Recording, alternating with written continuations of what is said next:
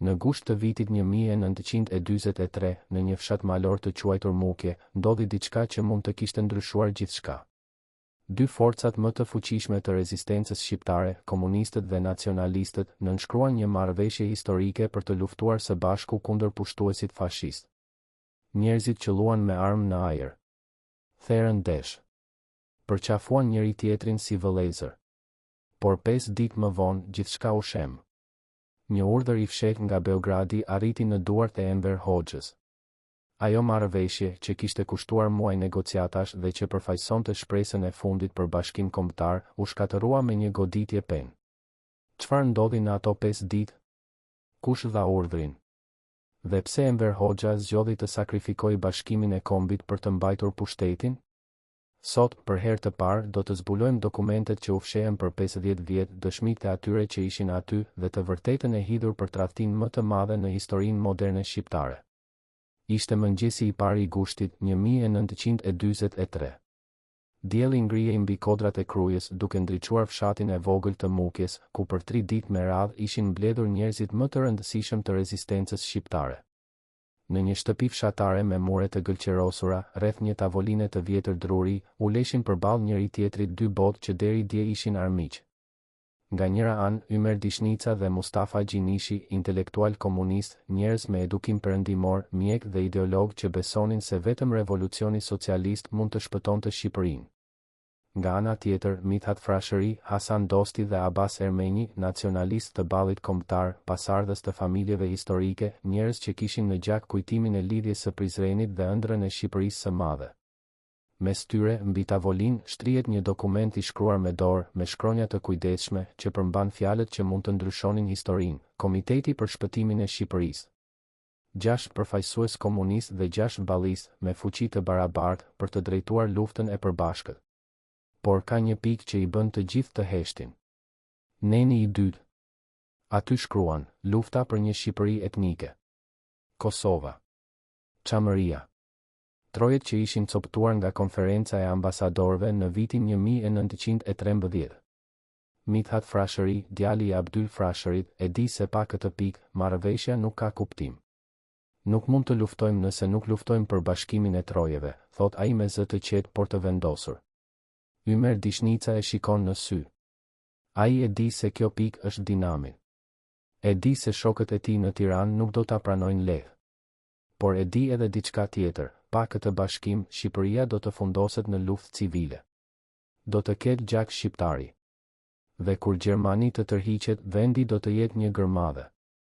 Dishnica merr frym thellë dhe nënshkruan. Mustafa Gjinishi bën të njëjtën gjë. Në atë moment, për një çast të shkurtër, Shqipëria është një. Jashtë, fshatarët e Mukjes kanë përgatitur gosti. Kanë therrur desh. Kanë sjell raki dhe bukë misri. Kur lajmi përhapet se marrëveshja është nënshkruar, njerëzit fillojnë të qellojnë me armë në ajër. Komunistë dhe ballistë, që deri dje shieshin me dyshim, tani përqafohen.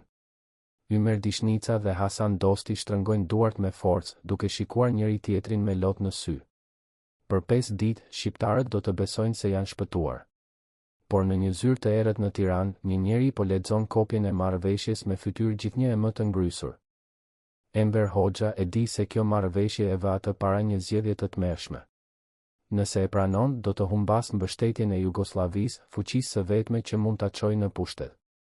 Nëse e refuzon, do të fillojë një luftë vëllavrase që do të lërë Shqipërinë në gjak.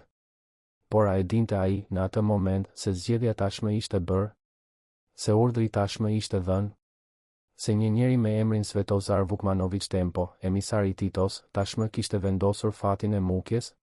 Svetozar Vukmanović Tempo nuk ishte shqiptar. Nuk ishte as mik i Shqipërisë. Ishte një oficer i lartë i Partisë Komuniste Jugoslave, i dërguar nga Tito me një mision të qartë, të sigurohej që Partia Komuniste Shqiptare të mbetej nën kontroll jugoslav. Kur ai arriti në Shqipëri në verën e vitit 1943, gjeti një situatë që nuk i pëlqente fare. Komunistët shqiptar po negocitonin me nacionalistët. Po binin dakord për një qeveri koalicioni. Dhe më e keqja, po pranonte një pikë që fliste për Shqipërinë etnike dhe vetë vendosjen e Kosovës. Për Tempo, kjo ishte një rrezik ekzistencial. Jugoslavia e Titos kishte plane të qarta për Kosovën, ajo do të mbetej brenda Jugosllavisë. Asnjë diskutim. Asnjë negociat. Nëse shqiptarët fillonin të ngrenin flamurin e bashkimit kombëtar, nëse fillonin të flisnin për Kosovën si tokë shqiptare, atëherë gjithë projekti jugoslav ishte në rrezik. Tempo e lexoi draftin e marrëveshjes së Mukjes dhe u tërbua. Ai thiri mbledhje urgjente me Enver Hoxhën dhe anëtarët e tjerë të byros politike. Fjalët e tij ishin të ashpra, pa diplomaci, pa respekt. Kjo marrëveshje është një kapitullim para reaksionit borgjes, tha ai. Parulla e Shqipërisë etnike i shërben vetëm interesave të imperializmit dhe dëmton luftën e popujve të Jugosllavisë. Ju duhet ta prishni menjëherë. Enver Hoxha dëgjoi në heshtje. Ai e dinte se Tempo nuk po jepte një këshill, po jepte një urdhër. Dhe ai e dinte se nëse nuk e zbatonte atë urdhër, karriera e tij politike do të mbaronte aty. Jugoslavët e kishin fuqinë, kishin armët, kishin lidhjet me Moskën. Pa ta, Enver Hoxha nuk ishte asgjë. Vetëm një intelektual i ri nga Gjirokastra, me ambicie të mëdha, por pa bazë reale pushteti. Kështu që ai zgjodhi.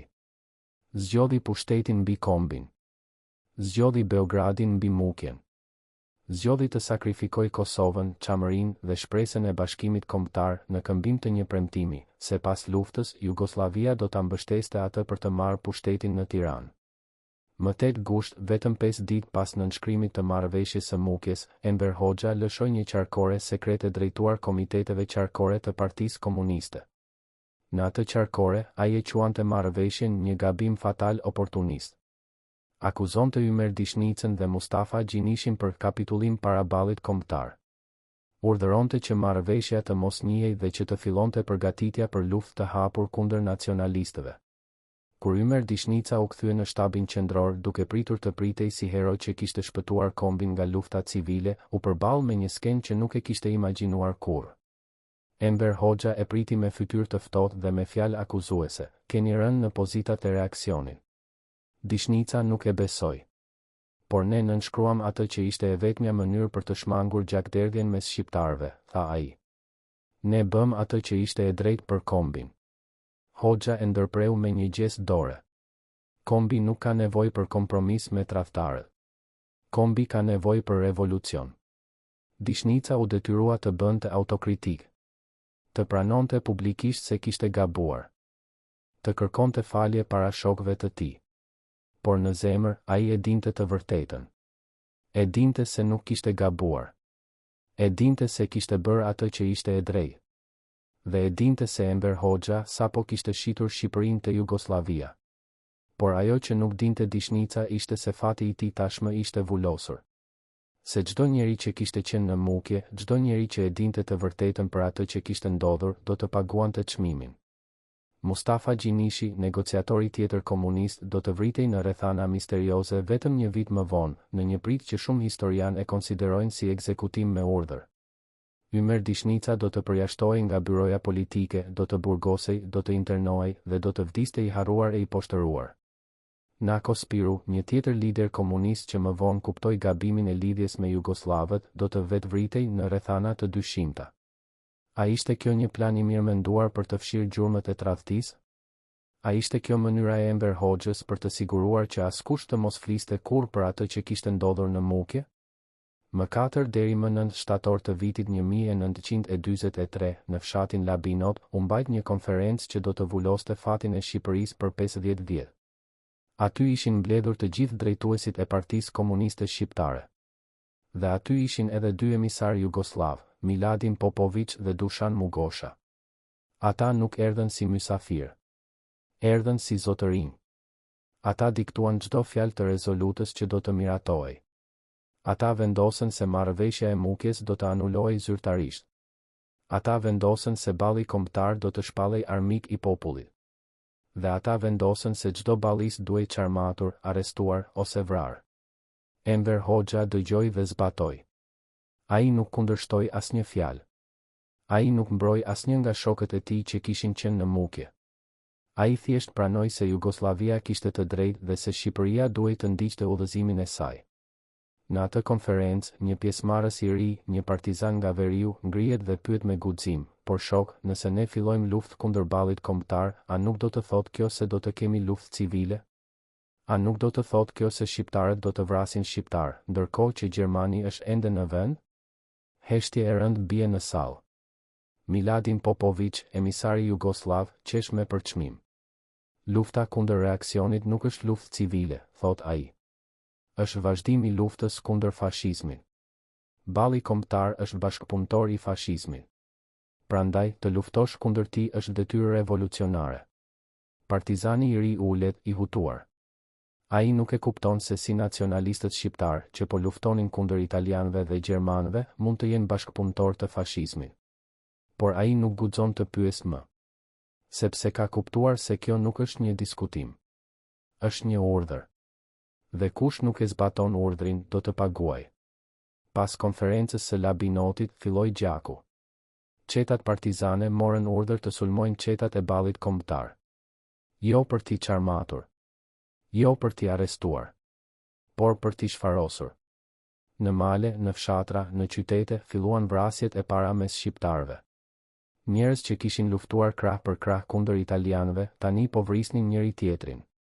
Familje që kishin qenë fqinje për breza, tani po bëheshin armiq. Dhe gjithë kjo, ndërkohë që gjermanët po hynin në Shqipëri, duke zëvendësuar italianët që sapo kishin kapitulluar. Logjika ishte e çmendur. Por logjika nuk kishte rëndësi. Ajo që kishte rëndësi ishte pushteti. Dhe Enver Hoxha e kishte kuptuar se rruga më e shkurtër për në pushtet nuk kalonte në për bashkim kombëtar. Kalonte në për eliminimin fizik të çdo kundërshtari. Kalonte në për luftë civile. Kalonte në për gjak. Mithat Frashëri, kur mësoi për prishjen e marrëveshjes së Mukjes, tha fjalë që do të mbeten në histori, ne u gënjyem. Ne besuam se po bënim paqe për kombin. Por ata nuk donin paqe. Ata donin pushtet. Dhe për pushtet, ata ishin gati të sakrifikonin gjithçka, edhe Kosovën, edhe Çamërinë, edhe vetë Shqipërinë. Abbas Ermeni, komandanti ushtarak i ballit kombëtar, ishte edhe më i ashpër. Enver Hoxha nuk është shqiptar, tha ai. Ai është një kukull e Beogradit. Ai e shiti kombin për një karrige në Tiranë. Dhe historia do ta gjykojë si tradhtarin më të madh që ka njohur Shqipëria. Por historia, siç e dim, shkruhet nga fituesit. Dhe Enver Hoxha fitoi. Ai mori pushtetin në nëntor të vitit 1944. Ai ndërtoi një diktaturë që zgjati 50 vjet. Ai shkroi librat e historisë ku marrëveshja e Mukjes paraqitej si një kurth i reaksionit borgjes dhe ku ai vetë paraqitej si heroj që e kishte shpëtuar kombin nga tradhtia. Por dokumentet që u zbuluan pas rënies së komunizmit tregojnë një të vërtetë tjetër. Tregojnë se Enver Hoxha nuk ishte hero. Ishte një njeri që zgjodhi pushtetin mbi kombin.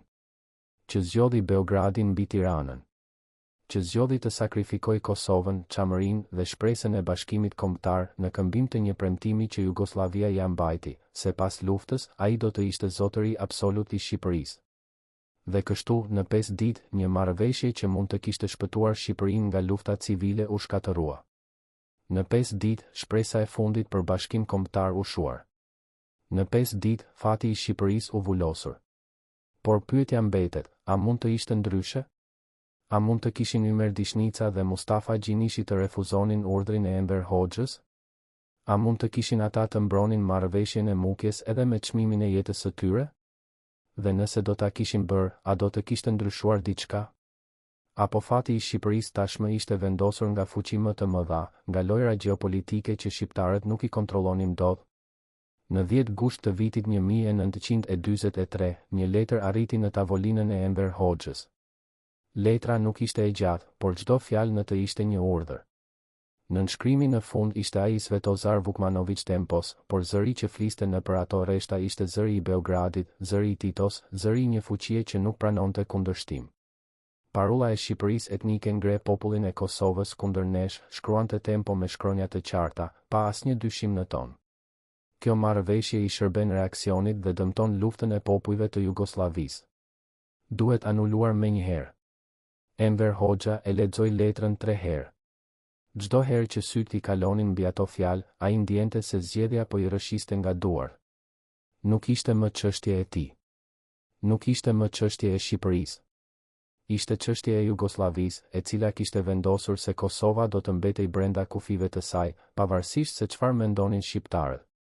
Ai e dinte se nëse nuk e zbatonte këtë urdhër, Jugoslavia do ta hiqte nga drejtimi i partisë. Do ta zëvendësonte me dikë tjetër, dikë më të bindur, dikë që nuk do të bënte pyetje. Dhe atëherë, gjithë ëndra e tij për pushtet do të shuhej si tym.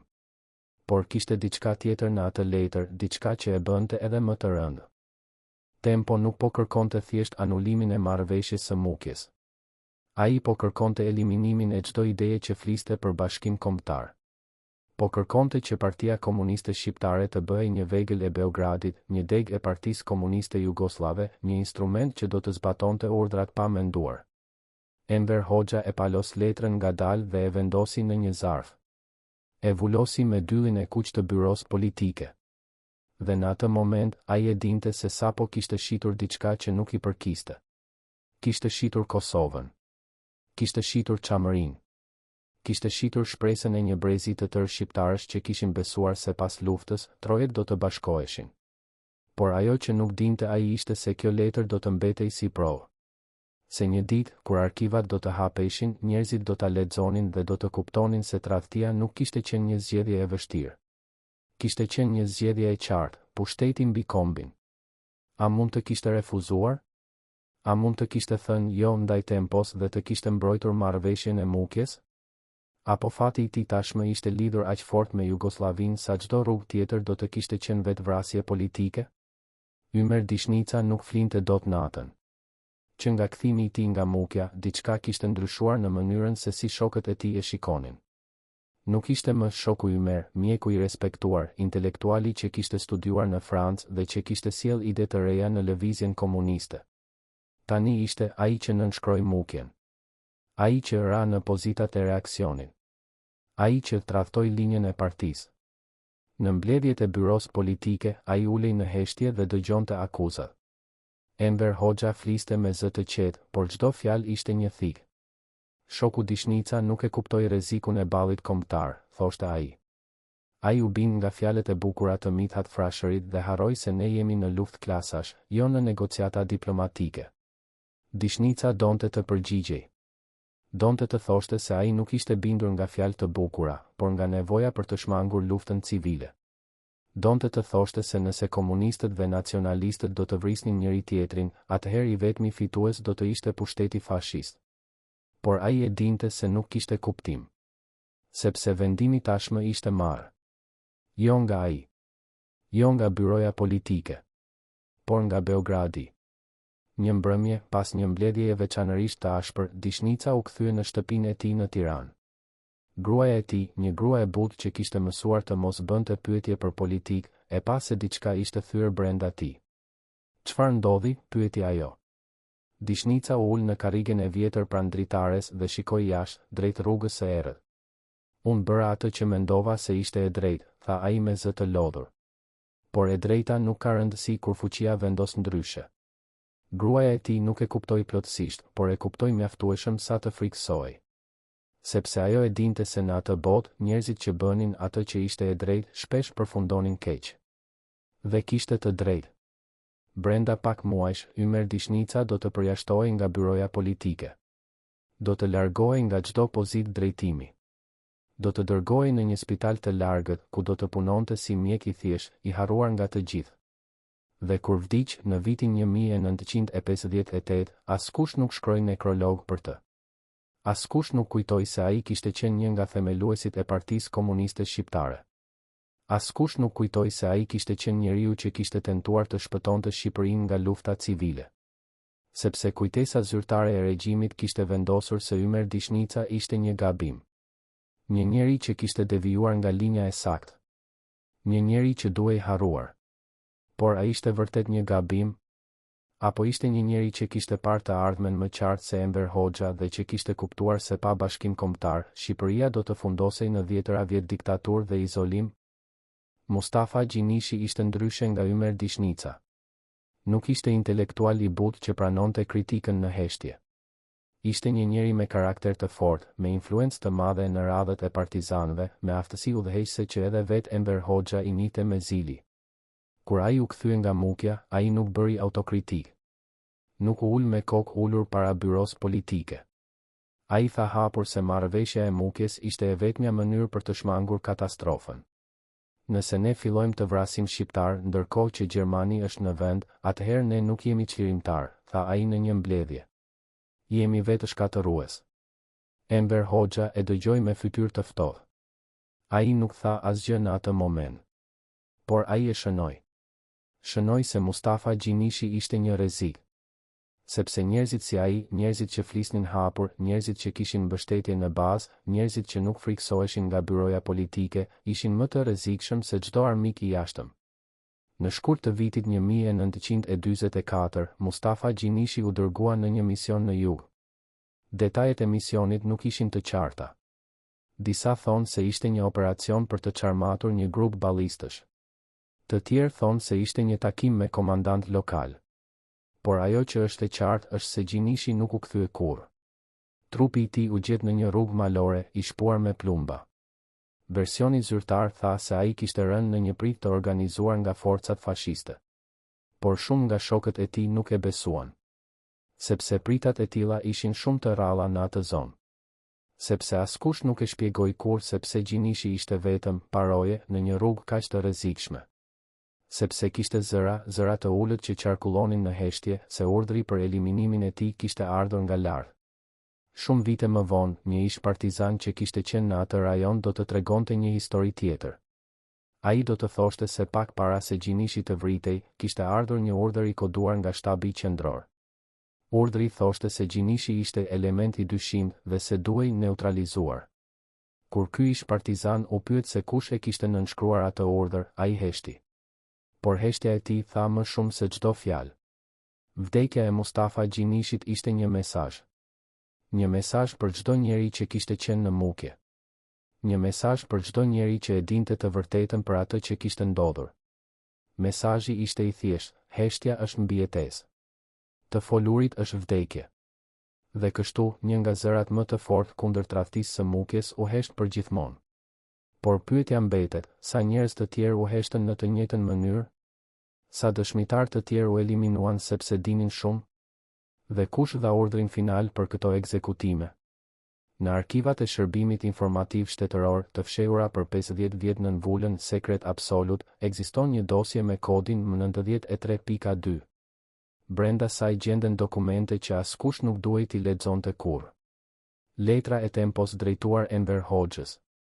Qarkoria sekrete e 8 gushtit. Raportet e agjentëve që monitoronin çdo lëvizje të Ymerdishnicës dhe Mustafa Gjinishit pas kthimit nga mukja. Por ka diçka më shqetësuese. Ka faqe që mungojnë. Jo një apo dy. 36 faqe të numëruara me dorë që dikush i hoqi nga dosja para se ajo të arkivohej. Kush i mori ato faqe?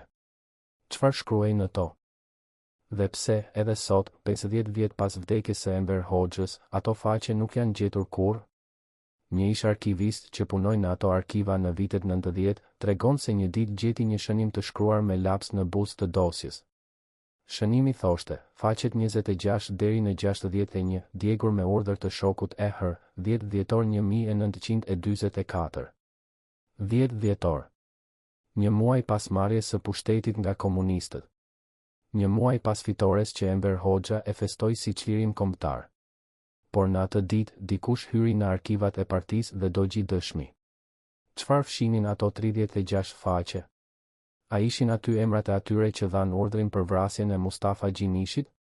A ishin aty provat se Enver Hoxha kishte marrë para nga Jugoslavia në këmbim të heshtjes për Kosovën? A ishin aty planet e plota të asaj që do të ndodhte me çdo njeri që kishte qenë në mukje? Arkivisti thotë se ai tentoi të pyeste eprorët e tij për ato faqe. Por ata e shikuan me një shikim që e bëri të heshte menjëherë.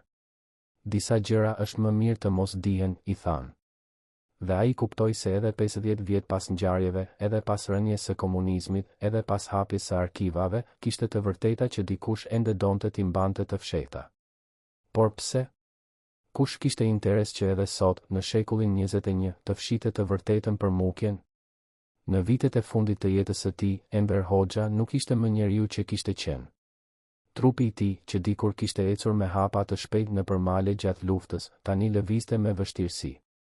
Duart i dridheshin kur mbante lapsin për të nënshkruar dekrete. Fytyra, që dikur kishte qenë e fortë dhe e vendosur, tani ishte e zbrazët, me lëkurë të verdhë dhe sy të thelluar. Por më e keqja nuk ishte trupi. Ishte mendja. Ata që ishin afër tij në vitet e fundit tregojnë se ai kishte filluar të fliste vetëm.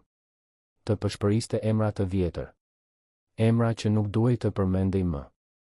Ymer Dishnica, Mustafa Gjinishi, Nako Spiru, Mithat Frashëri. Një natë, në vitin 1980, mjeku personal i tij e gjeti duke qarë në zyrën e tij private. Enver Hoxha mbante në duar një fotografi të vjetër, të zverdhur nga koha. Në fotografi ishin të gjithë drejtuesit e partisë nga vitet e luftës. Ymer Dishnica qëndronte në të maj.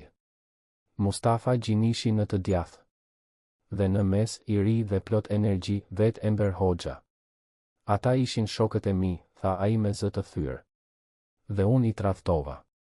Mjeku nuk e dinte se çfarë të thoshte. Ai nuk ishte mësuar të dëgjonte shokun Enver duke pranuar gabime. Nuk ishte mësuar ta shihte atë të dobët. Por ajo natë, për një moment të shkurtër, Enver Hoxha nuk ishte më diktatori i madh. Ishte thjesht një plak i sëmur që mbante peshën e të gjitha zgjedhjeve që kishte bërë. A e dini se çfarë më tha Dishnica herën e fundit që e pash, vazhdoi ai. Më tha, shoku Enver, historia do të na gjykojë të dy. Por unë do të fle qetë, sepse unë bëra atë që mendova se ishte e drejtë. Ju a do të flini? Mjeku heshti. Enver Hoxha vuri fotografin mbi tavolinë dhe e mbuloi me një dosje. Unë nuk fle, tha ai. Nuk kam fjetur qetë që nga viti 1943. Kjo sken, e treguar nga mjeku vite më vonë, zbulon diçka që propaganda zyrtare nuk e pranoi kurrë. Enver Hoxha e dinte se kishte gabuar. E dinte se kishte sakrifikuar njerëz të pafajshëm për pushtet. E dinte se kishte shitur Kosovën dhe Çamërinë për të mbajtur karrigen në Tiranë. Por ai nuk e pranoi kurrë publikisht. Sepse të pranosh do të thoshte të humbisje gjithçka. Dhe ai zgjodhi të mbante pushtetin deri në frymën e fundit, edhe me çmimin e ndërgjegjes. Por a ja vlente? A ja vlente të jetosh 50 vjet me atë peshë? A ja vlente të vdesësh duke ditur se emri yt do të mbetej i lidhur përgjithmonë me tradhtinë më të madhe në historinë moderne shqiptare? Pas vdekjes së Enver Hoxhës në vitin 1985, një njeri filloi të grumbullonte pasuri me shpejtësi marramendëse. Ky njeri nuk ishte një biznesmen. Nuk kishte trashëguar asgjë. Nuk kishte studiuar ekonomi. Por brenda pak vitesh, ai zotëronte ndërtesa, toka, fabrika që dikur i përkisnin shtetit. Emri i tij nuk është i rëndësishëm. Ajo që është e rëndësishme është pozicioni që ai mbante gjatë luftës. Ai ishte një nga emisarët që lidhte Enver Hoxhën me Beogradin. Ai ishte njeriu që bartë mesazhet sekrete mes Titos dhe Hoxhës. Ai ishte njeriu që e dinte gjithçka për atë që kishte ndodhur në Mukje. Dhe pas vdekjes së Hoxhës, ai u bë i pasur. Shumë i pasur. Kur gazetarët filluan të bënin pyetje se si kishte grumbulluar atë pasuri, ai u përgjigj me një buzëqeshje të ftohtë. Unë kam shërbyer besnikërisht partinë për 40 vjet, tha ai. Tani partia më shpërblen. Por çfarë lloj shpërblimi ishte ky? Dhe pse pikërisht ai, nga të gjithë veteranët e luftës, mori kaq shumë? Një ekonomist që studioi privatizimin e pasurive shtetërore në vitet 90 zbuloi diçka të çuditshme. Shumë nga pronat që ky njeri mori ishin prona që dikur i përkisnin familjeve të ballit kombëtar. Familje që ishin shpërmësuar, burgosur ose vrarë pas luftës. Familje që kishin qenë në Mukje ose që kishin mbështetur marrëveshjen. Ishte kjo një shpërblim për heshtje? Ishte kjo mënyra se si regjimi sigurohej që njerëzit që dinin shumë të mos flisnin kurrë? Ekonomisti tentoi të publikojë këtë zbulim. Por artikulli i tij nuk u botua kurrë. Gazeta ku ai punonte mori një telefonat nga një zyrë e lartë qeveritare. Telefonata ishte e shkurtër. Ky artikull nuk duhet të shoh dritën e diellit. Ekonomisti u largua nga puna brenda një jave. Dhe artikulli u fshi nga kompjuteri i tij. Por ai e kishte ruajtur një kopje. Dhe sot, ai kopje gjendet në arkivat e një organizate ndërkombëtare për të drejtat e njeriut. Aty shkruan qartë: pasuria e grumbulluar nga ish funksionarët e lartë të regjimit komunist pas vitit 1990 korespondon drejt për drejt me nivelin e informacionit që ata zotëronin për ngjarjet e viteve 1943 deri 1944. Sa më shumë që dinin, aq më shumë morën. Kjo nuk është teori konspirative. Kjo është një model ekonomik i qartë. Heshtja u pagua.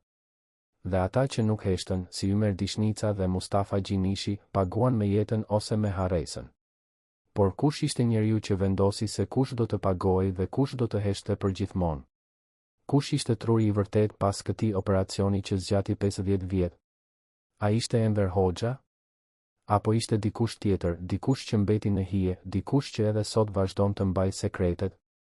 Në qershor të vitit 2017, një grua e vjetër erdhi në zyrën e një gazetari investigativ në Tiranë.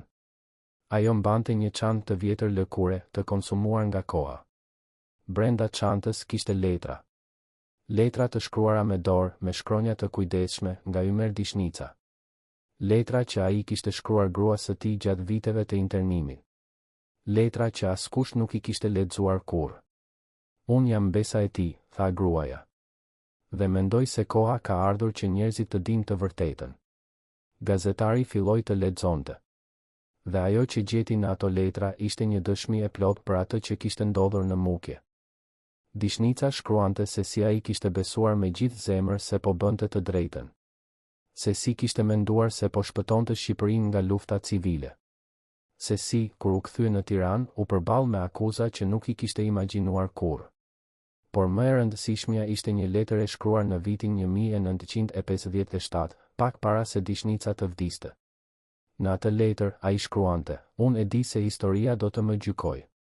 Por unë e di edhe se një ditë, kur arkivat të hapen, njerëzit do të lexojnë letrën e Tempos. Do të lexojnë urdhrin që erdhi nga Beogradi. Do të kuptojnë se ne nuk ishim tradhtar. Ne ishim njerëz që tentuan të bënin paqe. Dhe ata që na akuzuan ishin ata që zgjodhen luftën, gjakun dhe pushtetin mbi kombin. Gazetari e pyeti gruan e vjetër se pse kishte pritur aq shumë për t'i sjellë këto letra. Ajo ul ngadalë në karrige dhe tha: sepse kisha frikë. Edhe sot kam frikë. Por jam e vjetër. Dhe nuk dua të vdes duke mbajtur këtë sekret. Gazetari publikoi letrat. Artikulli u lexua nga mijëra njerëz. Por reagimi zyrtar ishte heshtje. Asnjë politikan nuk komentoi. Asnjë historian zyrtar nuk dha një deklaratë. Asnjë arkiv shtetëror nuk konfirmoi apo mohoi vërtetësinë e letrave. Ishte sikur ato letra nuk ekzistonin. Sikur Ymer Dishnica nuk kishte ekzistuar kurrë. Sikur Mukja nuk kishte ndodhur kurrë. Por heshtja zyrtare nuk e fshin të vërtetën. Sepse të vërtetën e mbajnë njerëzit. E mbajnë në kujtesë. E mbajnë në letra të vjetra. E mbajnë në histori që trashëgohen nga brezi në brez. Dhe një ditë, kur të gjitha arkivat të hapen, kur të gjitha letrat të lexohen, kur të gjitha dëshmitë të vendosen mbi tavolinë, atëherë do të dihet plotësisht se çfarë ndodhi në ato 5 ditë të gushtit 1943. Atëherë do të dihet se kush tradhtoi dhe kush tentoi të shpëtonte. Atëherë do të dihet se kush zgjodhi pushtetin dhe kush zgjodhi kombin. Por pyetja që mbetet është, a do të ketë dikush guximin të kërkojë drejtësi për ata që u heshtën me forcë? A do të ketë dikush guximin të kërkojë llogari nga pasardhësit e atyre që morën gjithçka në këmbim të heshtjes? Apo e kaluara do të mbetet e varrosur përgjithmonë, e mbuluar nga shtresa pas shtrese gënjeshtrash zyrtare, ndërkohë që ata që përfituan nga tradhtia vazhdojnë të jetojnë në pasuri dhe pushtet? Në orët e fundit para vdekjes së tij, Enver Hoxha thiri pranë shtratit një njeri që askush nuk e priste. Nuk ishte gruaja e tij. Nuk ishte asnjë nga fëmijët. Ishte një ish oficer I sigurimit të shtetit, një njeri që kishte shërbyer në heshtje për 40 vjet dhe që e dinte çdo sekret të regjimit. Ky njeri hyri në dhomë në orën 3 të mëngjesit. Mjekët u larguan. Rojet u tërhoqën. Dhe për 30 minuta, askush nuk dëgjoi se çfarë u tha mes tyre. Kur oficeri doli, fytyra e tij ishte e bardhë si gëlqere. Duart I dridheshin. Ai u ngjit në makinë dhe u largua pa folur me askën. 3 ditë më vonë, Enver Hoxha vdiq.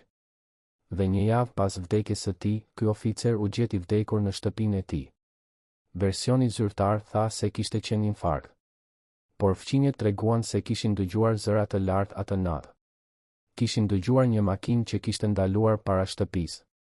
Kishin dëgjuar porta që ishte hapur dhe mbyllur me forcë.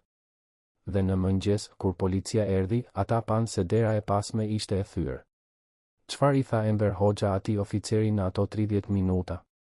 A i dha atij një urdhër të fundit? A i besoi atij një sekret që nuk duhej të dilte kurrë? Apo i kërkoi falje për gjithçka që kishin bërë së bashku? Një ish antar i familjes së oficerit që sot jeton jashtë Shqipërisë, tregon se pak para vdekjes, oficeri i kishte thënë gruas së tij: "Unë e di se çfarë ndodhi me Mustafa Gjinishin. E di kush dha urdhrin. E di sepse Mukja duhej të shkatërrohej. Por nëse flas, ne të gjithë do të vdesim." Gruaja e tij e kishte lutur të heshte. Dhe ai kishte heshtur. Por pas takimit me Enver Hoxhën, diçka kishte ndryshuar. Ai kishte filluar të shkruante. Kishte filluar të mbante shënime. Dhe kur vdiq, ato shënime zhdukën.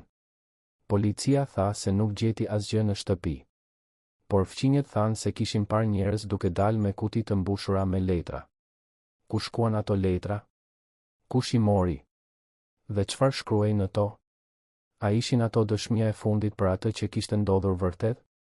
A ishin ato prova që do të zbulonin emrat e të gjithë atyre që kishin dhënë urdhrat për vrasje, burgime dhe heshtje të detyruar? Apo ishin ato thjesht një listë e gjatë e emrave të atyre që dinin shumë dhe që duhej të heshtnin përgjithmonë? Në vitin 2021, një grup historianësh kërkoi leje për të hapur dosjen e plotë të marrëveshjes së Mukjes në Arkivin Qendror Shtetëror. Kërkesa u refuzua. Arsyeja zyrtare ishte se dokumentet janë ende nën klasifikim për arsye të sigurisë kombëtare. Por çfarë sigurie kombëtare mund të kërcënohet nga ngjarje që ndodhen 80 vjet më parë? Çfarë sekreti mund të jetë aq i rrezikshëm sa edhe sot, në shekullin 21, nuk mund të zbulohet? Një nga historianët, një grua e re që kishte studiuar në Angli dhe që kishte kthyer në Shqipëri me shpresën për të kontribuar në zbulimin e së vërtetës, nuk u dorëzua. Ajo filloi të intervistonte pasardhësit e atyre që kishin qenë në Mukje. Filloi të grumbullonte letra private, fotografi të vjetra, dëshmi gojore. Dhe ajo që zbuloi ishte një rrjet i tërë njerëzish që ende jetonin me frikë. "Gjyshi im ishte në Mukje", i tha një burr i moshuar. Ai nuk foli kurrë për atë që kishte parë. Por para se të vdiste, më tha: "Mos kërko kurrë të dish shumë. Sepse ata që dinë shumë nuk jetojnë gjallë." Historianeja e pyeti se kush ishin ata. Burri i moshuar heshti për një kohë të gjallë. Pastaj tha: "Nuk e di." Por edhe sot, kur shoh se si disa familje kanë grumbulluar pasuri pa asnjë shpjegim logjik, kur shoh se si disa emra nuk përmenden kurrë në histori zyrtare, kur shoh se si disa dosje nuk hapen kurrë, unë e kuptoj se ata ende janë këtu. Kjo nuk është paranoj. Kjo është realitet. Sepse sistemi që u ndërtua mbi tradhtinë e Mukjes nuk u shem plotësisht kurrë. Ai ndryshoi formë. Ai ndryshoi emra. Por struktura e tij, rrjeti i tij, njerëzit që përfituan nga ai, ende janë këtu. Dhe ata kanë interes që e vërteta të mos dalë kurrë plotësisht. Sepse nëse e vërteta del, atëherë do të duhet të kthehen pronat e vjedhura. Do të duhet të jepen llogari për vrasjet e pashpjeguara. Do të duhet të hapen dosjet që tregojnë se kush mori çfarë në këmbim të heshtjes. Dhe kjo do të thotë fundi një sistemi që ka mbijetuar për 80 vjet duke u ushqyer nga sekreti dhe frika. Por a ka dikush guximin ta bëjë këtë? A ka dikush fuqinë ta sfidojë këtë sistem? Apo e kaluara do të mbetet përgjithmonë e varrosur, ndërkohë që pasardhësit e tradhtarëve vazhdojnë të jetojnë në pasuri dhe pushtet? Në dimrin e vitit 2023, një gazetar i ri mori një zarf anonim në postë. Brenda zarfit kishte një fotokopje të një dokumenti të vjetër. Dokumenti mbante vulën e Byros Politike të Partisë Komuniste Shqiptare dhe datën 8 gusht 1943. Ishte qarkoria sekrete e Enver Hoxhës që urdhëronte prishjen e marrëveshjes së Mukjes. Por kishte diçka më shumë. Në fund të dokumentit, me shkrim dore, kishte një shënim që nuk ishte në asnjë version zyrtar që ishte publikuar më parë. Shënimi thoshte: lista e atyre që duhet të heshtin, Dishnica, Gjinishi, Spiru, Malëshova, Xoxe. Metoda: izolim, largim, eliminim sipas nevojës. Urdhër nga Beogradi, konfirmuar nga EHR. Gazetari nuk e besoi atë që po lexonte. Ky ishte dokumenti që vërtetonte se kishte pasur një plan të qartë për të eliminuar çdo njeri që e dinte të vërtetën për Mukjen. Ky ishte dokumenti që lidhte drejt për drejt Enver Hoxhën me vrasjet, burgimet dhe zhduqjet që ndodhen në vitet që pasuan. Ai e fotografoi dokumentin. E ruajti në 3 vende të ndryshme. Dhe filloi të hetonte se kush ja kishte dërguar. Por nuk gjeti kurrë përgjigje. Askush nuk e dinte. Ose askush nuk donte të fliste. Kur ai tentoi të publikojë dokumentin, gazeta ku punonte refuzoi. Është shumë i rrezikshëm, i thanë. Nuk mund ta verifikojmë. Ai shkoi te gazeta të tjera. Të gjitha refuzuan. Ai shkoi te organizata ndërkombëtare. Ato thanë se do ta shqyrtonin, por asgjë nuk ndodhi. Dhe kështu, edhe ky dokument, si shumë të tjerë, mbeti i fshehur. Jo sepse nuk ishte i vërtetë, por sepse ishte shumë i vërtetë. Sepse zbulonte emra që ende kanë fuqi. Sepse zbulonte lidhje që ende ekzistojnë. Sepse zbulonte një sistem që ende funksionon. Gazetari e ruajti dokumentin. Dhe pret. Pret ditën kur dikush me fuqi të mjaftueshme do të ketë guximin ta publikojë. Pret ditën kur opinioni publik do të jetë gati ta dëgjojë të vërtetën. Pret ditën kur drejtësia do të jetë më e fortë se frika. Por a do të vijë kur ajo ditë? Apo sekretet e Mukjes do të mbeten të varrosura përgjithmonë, duke u transmetuar nga një brez në tjetrin si një bar e rëndë që askush nuk guxon ta hapë plotësisht. Sot, 80 vjet pas atij mëngjesi të gushtit në Mukje, Shqipëria është një vend i lirë. Komunizmi ra. Arkivat u hapën. Njerëzit filluan të flasin.